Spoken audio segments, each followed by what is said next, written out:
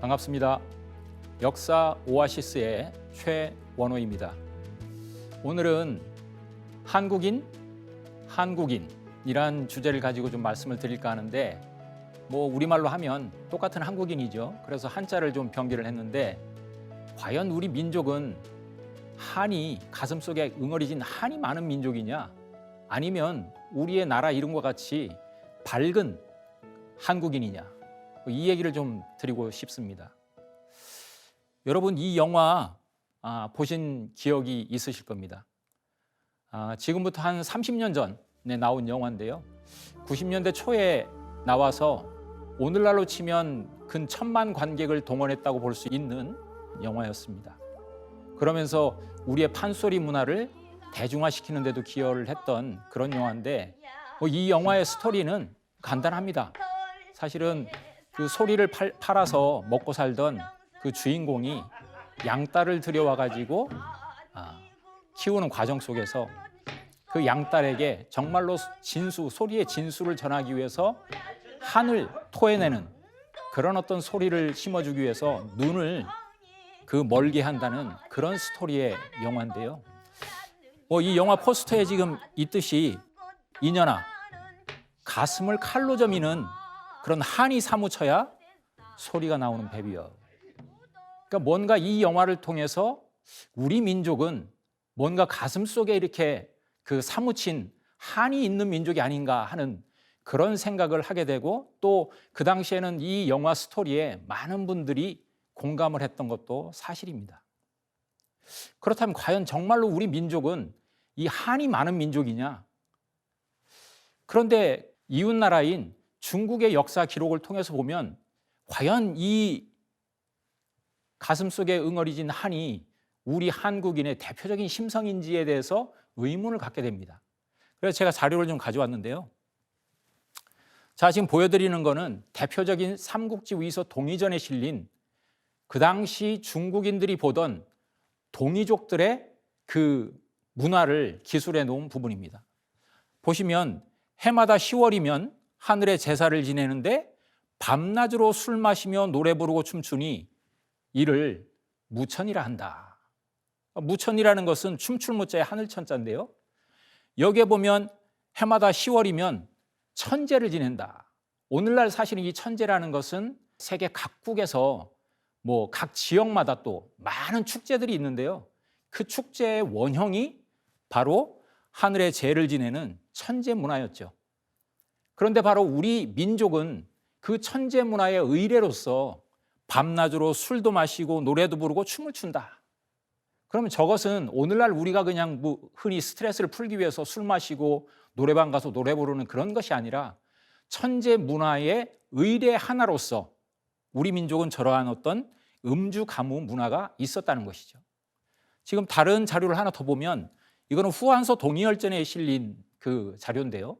동의는 거의 모두 토착민으로서 술 마시고 노래하며 춤추기를 좋아하고, 바로 여기에서도 마찬가지로 우리 동의는, 우리 한국인은 바로 이 천재 문화 속에서 음주 가무, 천재의 의례로서 서로가 신나게 어울리는 이런 문화가 있었다는 것을 알 수 있죠. 바로 이러한 어떤 중국 측의 기록을 통해서 보면 고래로부터 여러 문화 속에서 한국인들은 바로 이 축제의 원형인 천재 문화를 즐겨했고, 그 천재 문화 속에서 누구나와 함께 어울리는 것을 즐겨했다는 것을 알 수 있죠. 사실은 저 어떤 천재 문화의 문화를 한 글자로 요약한다면 바로 신이라고 볼 수 있습니다. 그래서 우리 언어 속에서 신난다, 또 신명난다, 이런 얘기들을 많이 하잖아요. 그것이 바로 우리 한국인의 심성일지인데, 과연 우리는 언제부터 우리가 이렇게 가슴속에 응어리진 한을 우리 한국인의 대표적인 심성으로 인식했을까? 그것이 궁금하지 않을 수 없는데요. 자, 지금 보여드리는 사진은 서울에 사시는 분들뿐만이 아니고 한국인이라면, 또 한국을 좋아하는 외국인이라면 누구나 아는 대표적인 궁궐문, 바로 광화문입니다. 바로 이 광화문, 여기에 하나의 스토리가 담겨 있습니다. 바로 이 광화문, 지금 보여드린 이 광화문은 2010년, 그러니까 한 10여 년 전에 원래 지어졌던 자리로 되돌아와서 그 모습을 드러내고 있는 모습인데요. 사실은 이 광화문이 대일 항쟁기 시절에 해체 위기에 처해 있었다는 것을 아시는 분들은 다 알고 있는 사실입니다. 그러니까 일본 제국주의가 우리 그 당시 대한제국을 강제 점령한 뒤에 식민 통치의 본산인 조선 총독부 건물을 짓기 위한 과정 속에서 그 총독부 건물을 가린다는 이유만으로 이 광화문을 해체해야 된다는 계획을 발표를 하죠. 그런데 이 광화문 해체 계획이 발표됐을 때 거기에 대해서 반대 의견을 제시하고 여론을 형성했던 사람 중에 한 사람이 바로 이 야나기 무네요시라는 사람입니다. 한국명으로는 유종렬이라는 사람인데 지금 소개하는 바와 같이 일본 민해 운동을 일으킨 사상가로 널리 알려져 있습니다.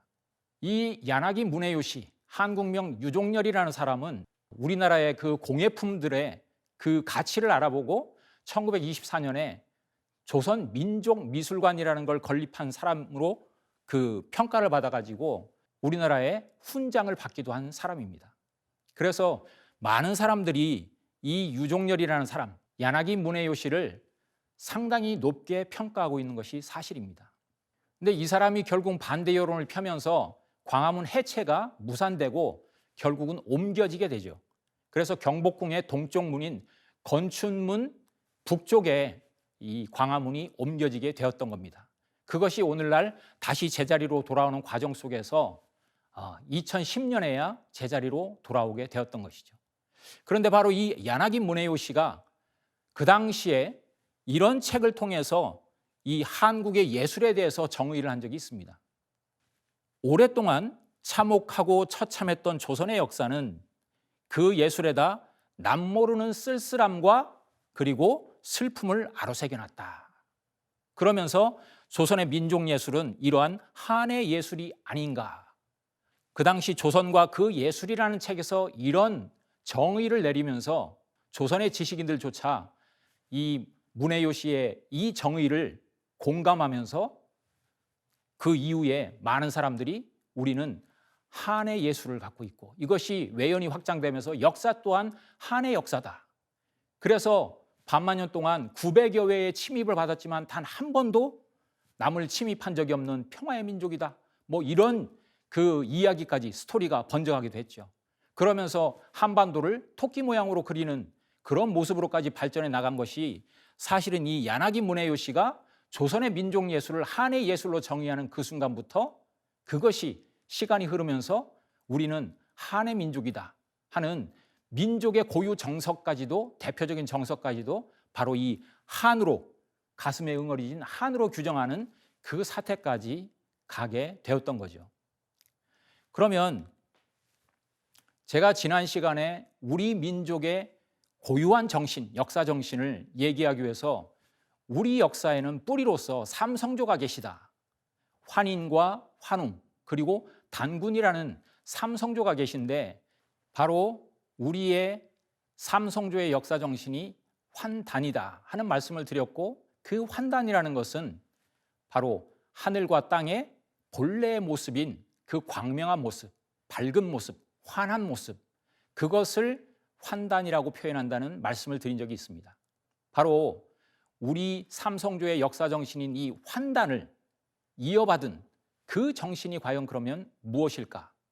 그것이 바로 지금 보여드리는 이 한이라는 글자에 담겨있는 정신인데 본래 우리말의 이 한이라는 것은 한 20여 가지의 뜻을 포함하고 있는 그런 글자입니다.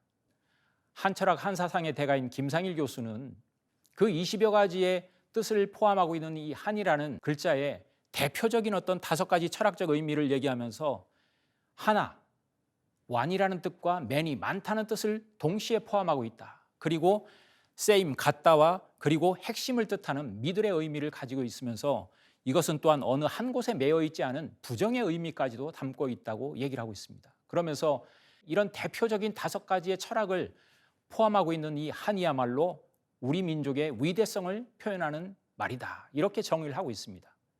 과연 그러면 우리는 삼성조의 역사 정신인 천지의 광명, 이 환과 단을 이은 오늘의 대한민국 사람으로서 이 한이라는 정신을 어떻게 승화시켜야 될까요?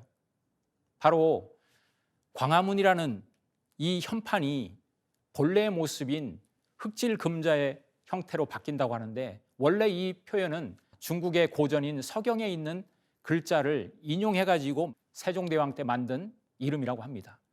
제가 이 광화문 현판을 보여드린 이유는 야나기 문헤요 씨가 그 당시 광화문 해체에 대한 여론 형성을 통해 가지고 해체를 막은 공은 있지만, 그러나 그가 우리의 역사에 더 씌운 굴레, 그리고 그 참혹한 역사에서 배태된 이 가슴에 응어리진 한의 이 굴레를 이제는 벗어서 본래 광화문의 의미로서 돌아가야 되지 않을까. 저는 이 글자를 바로 오늘의 대한민국의 정신으로 정의를 하면서 말씀을 마무리 지어볼까 합니다. 바로 우리 삼성조의 역사 정신인 천지의 광명, 환과 단의 정신을 온 몸과 마음으로 체득을 해서 정말로 밝은 신명나는 사람으로 거듭나야 된다 하는 의미로서 정의를 하면서 오늘 말씀을 마무리 지을까 합니다. 감사합니다.